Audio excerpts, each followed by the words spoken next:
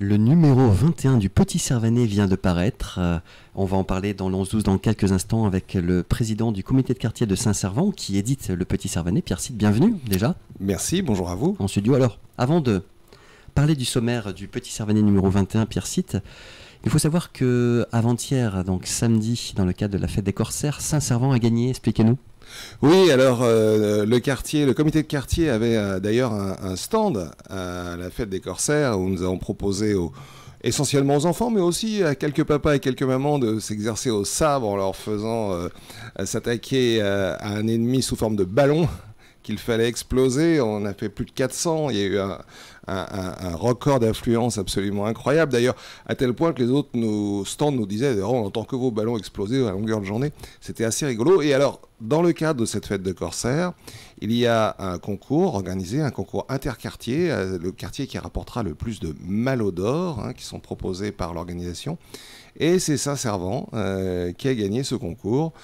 Nous sommes les plus forts et donc notre quartier est le quartier corsaire de l'année 2023.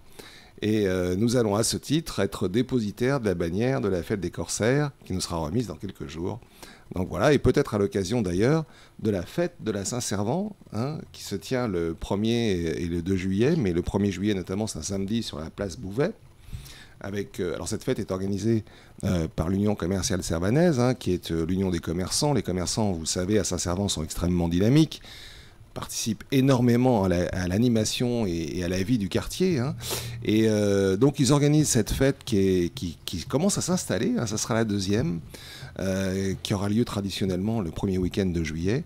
Et avec beaucoup d'animations, gratuites ou non d'ailleurs, mais beaucoup de choses notamment pour les enfants, des chants, une possibilité de pique-nique hors sac. Et dans le cadre de cette fête, eh bien, nous allons voir avec l'organisation de la fête des Corsaires pour organiser justement cette remise de la bannière des Corsaires quartier Corsaire de l'année. Il s'en passe des choses à Saint-Servant. Il s'en passe des choses. Alors Saint-Servant, ça n'arrête jamais. Saint-Servant, c'est grand, c'est beau, c'est vivant. Alors effectivement, j'évoquais le numéro 21 du Petit Servanet qui vient de paraître, Pierre Cite, au sommaire, notamment informatique solidaire pour tous. Alors oui, l'idée, on avait déjà évoqué cela. Aujourd'hui, l'informatique, c'est un outil formidable parce qu'on peut faire tellement de choses avec l'informatique, y compris avec des choses qu'on ne soupçonne pas et qu'on découvre tous les jours. En revanche, c'est aussi un handicap. À double niveau pour certaines personnes. D'abord, c'est un handicap financier, parce qu'il faut pouvoir s'équiper, mais s'abonner à Internet, par exemple, avoir les moyens d'accéder à l'information en ligne, et tout le monde n'en a pas forcément les moyens, ou les capacités, ou l'envie, etc. Et puis, c'est un handicap technique aussi, parce que, notamment avec la dématérialisation, beaucoup de choses se font, l'essentiel des démarches se font en ligne, avec beaucoup de blocages parfois et des difficultés, il faut bien le reconnaître. À titre personnel, j'ai vécu l'expérience, étant plutôt habile dans ce domaine-là, d'interfaces, de sites internet face auxquels vous êtes complètement bloqué parce qu'ils ne sont pas toujours très bien conçus. Et c'est vrai aussi et parfois même souvent pour les sites du gouvernement, qui s'améliorent, il faut le dire, mais bon, on en est loin. Et donc c'est une difficulté réelle. Et puis, à cela s'ajoute le fait que l'informatique est aujourd'hui, les ordinateurs, Internet, etc., c'est aussi au centre de notre communication, et avec des familles qui n'habitent plus du tout dans le même bourg, comme c'était le cas encore il y a quelques dizaines d'années, mais qui sont éclatées dans la France entière, voire dans l'Europe, voire dans le monde entier, eh bien, c'est aussi un support de communication et un lien entre les familles. Et donc, notre rôle, c'est déjà de mettre à disposition l'outil, l'abonnement Internet, etc. Et puis d'apporter à la demande, et nous répondrons aux demandes. On ne sait pas encore trop comment ça va se mettre en place, mais on va répondre aux demandes et on mettra en place ce qu'il faut pour répondre à la demande des Servanaises et des Servanais, pour les aider dans leur démarche ou dans leur apprentissage de l'outil, dans leur autonomie vis-à-vis de l'outil. Et donc ils pourront venir ici. C'est un accompagnement en fait. C'est un accompagnement. Ouais. Et dernière chose, ce qui coûte cher également, ce sont parfois les éditions, notamment quand on fait des CV. Et pour les personnes demandeuses d'emploi ou autres, nous pourrons les aider à construire un CV, à construire une lettre de motivation et à les éditer, puisqu'on a du matériel d'impression. Donc en fait, dans un esprit de service public, que nous avons mis en place cela, qui est un peu l'esprit libre de l'Internet, hein, l'accès de tous à la connaissance, au partage du savoir. En tous les cas, d'inclusion aussi. D'inclusion, donc vraiment dans un esprit à la fois social, mais au sens fort du terme, pas au sens comme on l'entend parfois, mais au sens de la vie sociale, du bien commun, du partage du bien commun, ce qu'on appelle, nous, la solidarité, et c'est pour ça qu'on a parlé d'informatique solidaire. Donc dans les locaux du comité de quartier de Saint-Servant. Dans les locaux du comité de quartier de Saint-Servant, alors nous commençons de la manière la plus simple qui soit, en faisant 2 permanences. Une le lundi matin de 10h à 12h, où les gens peuvent venir utiliser l'outil, voire poser leurs questions, et on tâchera d'y répondre sur place. Donc vendredi matin de 10h à 12h, lundi matin de 10h à 12h, 2 permanences.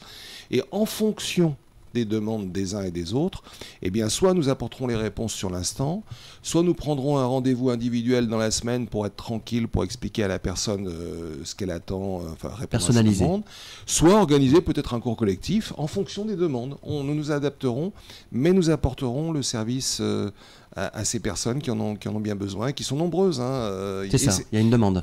Et alors, sincèrement, ça ne concerne pas que les personnes âgées. Parce qu'il y a aussi beaucoup de jeunes, et ça j'en ai fait l'expérience, beaucoup de jeunes qui savent parfaitement manier leurs outils pour faire des jeux vidéo, pour faire des textos, pour faire des WhatsApp, des TikTok et tout ce que vous voulez. Mais quand on rentre un peu dans le travail sur des outils, des tableurs, des choses comme ça, ils sont beaucoup moins performants. Et il ne faut pas croire que les jeunes sont à l'aise avec l'informatique, mais pas à l'aise avec l'outil de travail. Puis, il y a toute la démarche de se présenter, de se vendre, entre guillemets, aussi, auprès d'un employeur. Donc, exactement. En tant que candidat, oui. Exactement. Et puis, on ne s'interdit pas aussi, après, d'aller plus loin, vers de la vidéo, vers d'autres choses, puisque cet outil permet de faire toutes ces choses-là. Donc, voilà. C'est une démarche qui s'initie, une démarche solidaire, et une démarche qui, à mon avis, rendra service à la communauté des Servanaises et des Servanais. Alors Pierre Sitt, on a parlé de la fête de Saint-Servant, on rappelle le premier week-end de juillet, 1er et 2. Oui. Vous voulez dire d'autres mots sur la fête de Saint-Servant ? Oui, c'est que le premier, Place Bouvet, avec notamment ce qui se terminera par un grand concert gratuit le samedi soir. Avec quelle formation ? Avec une formation, le groupe Parva. On est sur quel répertoire ? Répertoire, on va dire breton, traditionnel, etc. Un répertoire très sympa. Et alors surtout, le 2 juillet, ce sera différent, ce sera le dimanche à partir de 12h30, concours de château de sable, sur la plage des Bas-Sablons, devant la buvette, le bac au sablon, avec des... Alors là, l'inscription pour les enfants sera de 1 €, donc ça va pas symbolique. Bien loin, symbolique, avec des jeux, des concours, etc. Et on fera un grand concours de château de sable avec une démonstration aussi faite par quelqu'un qui sera spécialiste. Ouais. J'ai pas son nom en tête parce que c'est pas moi qui a fait une création en tous les cas. Qui fera une création, voilà. Donc très sympa, il fera beau, on sera au bord de mer, il y aura des châteaux de sable et des enfants partout, des familles. Inscription sur place ? Oui, sur place à partir de 12h30. Il y aura des bénévoles du comité de quartier qui seront là ou alors oui, pour l'accueil, il y aura stand, nous y serons, mais je veux dire, l'Union des commerçants, l'UCS, oui, c'est l'UCS, c'est très bien s'organiser. Voilà. Ils sont très forts, nos commerçants, sont les meilleurs du monde, donc c'est bien. Donc ils ont pris ça en main, ils sont vraiment très performants. Juste avant, finalement, le week-end qui va marquer les grandes vacances, hein, c'est ça. Oui. Et puis alors, les Servanais sont encore là parce qu'il y en a qui vont partir aussi. Bah oui, ils resteront les pour petits Servanais. Pour la Saint-Servant. Okay. Alors on va parler radar pédagogique, Pierre Sitt. Alors, quand on parle de radar, oui, la pédagogie, parce qu'on n'aime pas trop les limites de vitesse, mais on va expliquer pourquoi. Vous allez nous expliquer pourquoi et où ça se passe. Alors déjà, ce radar pédagogique est un radar qui informe les usagers de la vitesse à laquelle ils se trouvent. Il n'y a pas de sanction, c'est une information. Mais cette information, ça fait longtemps qu'on la demande, que tout le monde la demande, hein, les riverains, les commerçants, tout le monde. On roule trop vite ? On roule beaucoup trop vite. Alors, je voudrais dénoncer personne, mais à titre indicatif, dès que ce radar a été installé, on nous a rapporté qu'un autobus, bon, pourtant c'est un service public, hein, tout d'un coup, à la vue du radar, a freiné brusquement, ce qui lui a permis de passer à 35 km/h après son coup de frein, au lieu des 20 qui sont autorisés. Alors pourquoi 20 km/h ? Parce que c'est ça, 20 km/h, c'est pas très rapide. Parce que nos rues, dans Saint-Servant, sont des rues en zone 20, dite zone de rencontre. Qu'est-ce que c'est qu'une zone de rencontre ? C'est un espace public, la rue, dans lequel il n'y a plus ni trottoir ni chaussée, même si on a l'impression qu'ils sont matérialisés, parce qu'historiquement, il y avait un trottoir et des chaussées. Mais trottoir et chaussée se confondent, et tout l'espace public est pour les piétons et les vélos. Et en fait, il y a un ordre de priorité. Les piétons sont prioritaires. Si un piéton veut s'engager du haut de la rue Villepépin, aller jusqu'en bas en déambulant au milieu de la rue, les voitures n'ont qu'à attendre derrière, sans klaxonner, même si c'est à 2 km/h. Les piétons sont chez eux. C'est pas conseillé forcément de faire. Non, c'est pas conseillé. Au milieu de la voie, je parle. Hein, on n'est pas là pour embêter les autres. Ouais. Mais ce qu'il faut bien comprendre, c'est que les piétons sont chez eux. Les véhicules sont tolérés, sont acceptés, parce que c'est un lieu de passage et tout le monde. Et l'espace public est partagé entre piétons, vélos, voitures. Il y a cette hiérarchie, effectivement. Voilà. C'est-à-dire que les piétons d'abord, les vélos ensuite, et les voitures s'il en reste, hein, pour paraphraser une devise Malouine. Donc c'est très important de comprendre que cette zone, si on veut qu'elle soit apaisée, qu'elle soit vivante et qu'elle soit à disposition des humains, je rappelle quand même que les chauffeurs, qui sont parfois des chauffards, sont aussi des piétons quand ils quittent leur voiture. Donc ils sont concernés, tout le monde est concerné par ça. Bien sûr. Alors moi j'ai rien contre les voitures, j'en ai une moi-même. Hein. Il m'arrive parfois aussi. Vous êtes venu au studio à vélo là. Je suis venu à vélo. Votre casque qui est posé à côté, je l'ai vu tout à l'heure. Mais il nous arrive aussi d'être inattentifs et d'aller trop vite. Je veux dire, on est humain. Mais franchement, ce rappel est important, surtout dans ces rues, il y a beaucoup de monde. Et on a besoin d'apaiser nos rues pour qu'elles soient agréables à vivre. Et sincèrement, on a tellement tout pour soi. Je veux dire, c'est un quartier extraordinaire, de plus de 250 commerces, mais de toutes sortes. C'est une chance d'avoir un quartier comme ça. Il faut qu'il soit partagé. Les voitures sont les bienvenues, mais à 20 km/h. On va parler du coin des commerçants, Pierre Sitt, avec le Royaume du Dé aujourd'hui. Ah oui, alors ça, c'est extraordinaire. Ce sont Morgane et Quentin Herzog.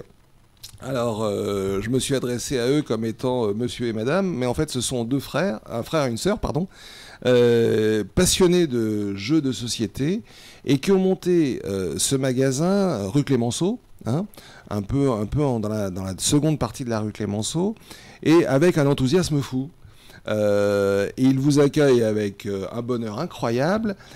Ils ont d'ailleurs dans leur magasin monté une ludothèque dans laquelle se trouvent plus de 80 jeux à disposition de leur clientèle, et 2 fois par semaine, je crois que d'ailleurs de tête c'est le mardi et le vendredi, me semble-t-il, il faudra vérifier dans le Petit Servanet, lisez le Petit Servanet, à partir de 20h, eh bien c'est soirée-jeu.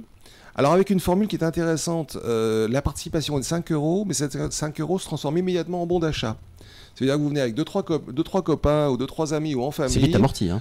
Vous passez une bonne soirée, vous jouez et vous repartez avec un jeu, quoi. Donc finalement, c'est que du bonheur. C'est vraiment un esprit de très ouvert, très ludique, très agréable, très sympathique. Ils sont absolument charmants. Moi, j'invite tout le monde à y aller. Alors, bizarrement, vous allez me dire, les jeux, c'est pour les enfants. Ben, ils ont énormément de clients, m'ont-ils dit, entre 20, 30, 40 ans. Ce qui veut dire qu'il y a aussi, on reste enfant toute sa vie, et ça me rappelle un proverbe dit par quelqu'un qui dépensait beaucoup d'argent dans ses bateaux pour son loisir. Finalement, la différence entre un adulte et un enfant, c'est uniquement le prix de ses jouets. Et on en est là. Alors, en parlant de prix, en revanche, c'est vrai qu'on trouve des jeux à 10 €. Ils ont toute une gamme proposée à 16 €, donc ça reste très accessible, et puis évidemment de très beaux jeux qui peuvent coûter 50 ou plus. Mais la plupart des jeux sont très accessibles malgré tout, donc on peut se faire grand plaisir, pour pas très cher, dans une ambiance extraordinaire. Franchement, ce serait ballot de ne pas y aller. Moi, je conseille à tout le monde d'aller passer, au moins d'aller voir. Mais oui. Hein, donc, ils sont 53 rue Clémenceau. Vraiment, une très belle équipe, une très belle fratrie. Eh bien, merci beaucoup Pierre Sitt, président du comité de quartier de Saint-Servant, pour la présentation du sommaire du numéro 21 du Petit Servanet, que l'on peut bien sûr trouver soit par courrier électronique dans sa boîte de réception, à condition d'en avoir fait la demande, sur contact@saint-servant.com, ou directement au comité de quartier dans les locaux du... Et chez les commerçants, parce que les commerçants le distribuent gratuitement. Et c'est vraiment, on est en osmose avec notre quartier, donc avec nos commerçants, puisqu'ils sont si nombreux. On rappelle bien sûr la fête de Saint-Servant, premier week-end, 1er et 2 juillet, Pierre Sitt. Il y aura de l'animation. Merci encore une fois d'être venu nous présenter ce programme. On se reverra pour le Petit Servanet numéro 22 qui sortira aux alentours du 15 juillet. Il sortira le 15 juillet. C'est tout à fait précis. Voilà. Merci à vous et on vous souhaite une bonne continuation. Merci. À très bientôt sur les ondes de Radio Parole de Vie. Dans le cadre du 11-12, on va poursuivre en musique avec Yannick Bill.